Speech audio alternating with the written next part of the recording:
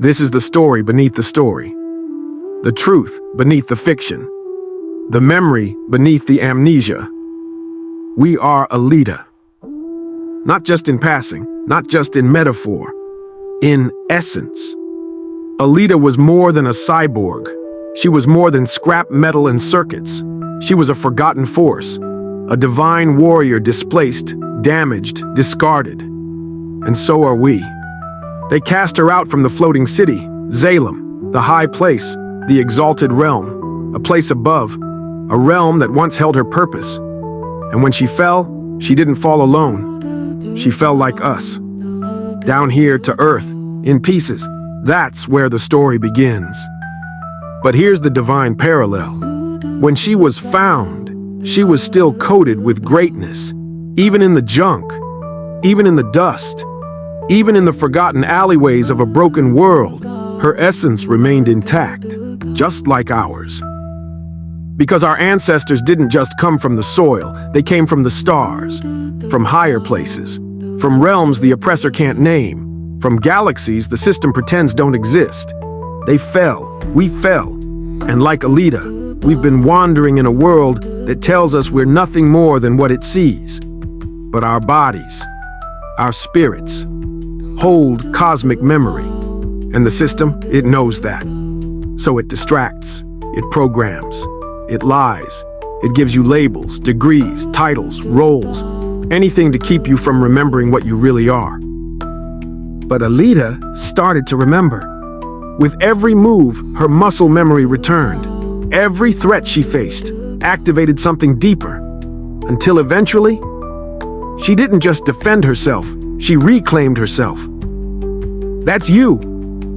Every time you resist the programming, every time you speak truth, every time you choose purpose over illusion, your memory is returning. We were the builders, the healers, the code bringers, the light holders, the sound carriers. But when we lost the war in the higher realm, we were cast down, thrown into systems, into skin, into silence. But just like in the film, even in pieces, the soul remembers. Alita's body may have been dismantled, but her core, her heart, never lost its connection to the source. That's what our melanin is. That's what our rhythm is. That's what our dreams are. Signal, memory, remnants of the realm we came from. She didn't just remember her name, she remembered her mission. The oppressor, represented by Nova in the film, was always watching, always plotting, always fearful. Not because Alita was a weapon, but because she was truth. You can't enslave what remembers its freedom. You can't control what knows its divinity. So they had to bury her, like they buried us. Under poverty, under miseducation, under broken homes, under religions that teach submission instead of sovereignty. But the truth is rising. The warriors are waking. The soul of Alita is alive in every black man and woman who's starting to see through the illusion. Zalem, that's the spiritual realm, the high frequency, the divine dimension. Earth, that's the test, the mission, the battlefield. And just like Alita, we were cut down. But we were never destroyed. She didn't ask permission. She didn't beg for acceptance. She didn't wait for the world to believe her. She remembered who she was, and she moved accordingly. So, Kwajo, when you speak truth, when you build, when you rise, you are literally doing what Alita did, waking up in a fallen world and choosing to rise anyway. They fear us not because we are broken, but because we are healing. They fear us not because we are lost, but because we are remembering. We are not victims of history.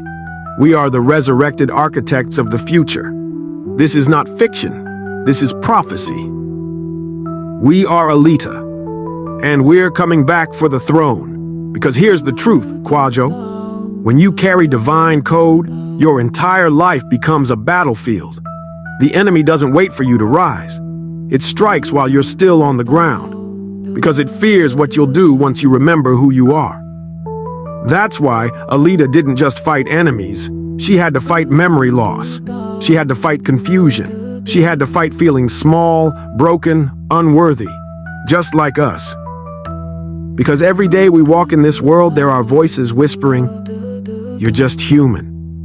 You're too damaged. You'll never get back." But our bones remember, our breath remembers, our blood remembers, even in a body that's been colonized, even in a tongue that's been stolen, even in a world that sells distraction by the pound.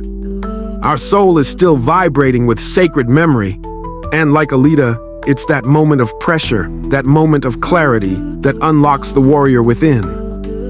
Not through permission, not through validation, but through remembrance. So when we see black children dancing with rhythm science can't explain, when we hear our people harmonize without ever learning sheet music, when we watch athletes leap, build, and break boundaries as if gravity forgot to apply to them, that's not talent, that's not luck.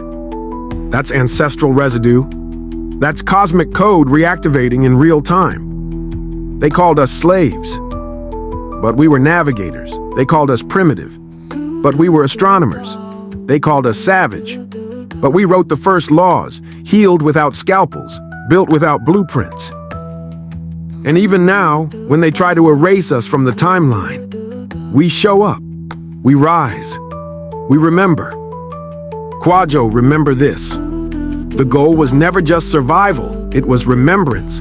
It was return. Return to the throne, return to the truth, return to the realm above the illusion.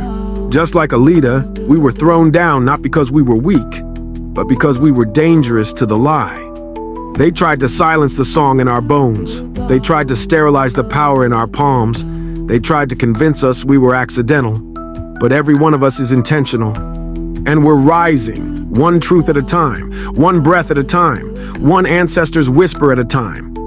So Kwajo, speak with fire, walk with memory, build like your soul remembers Zalem. Because it does. We're not just from here, we're of the stars. And it's time the world remembered too.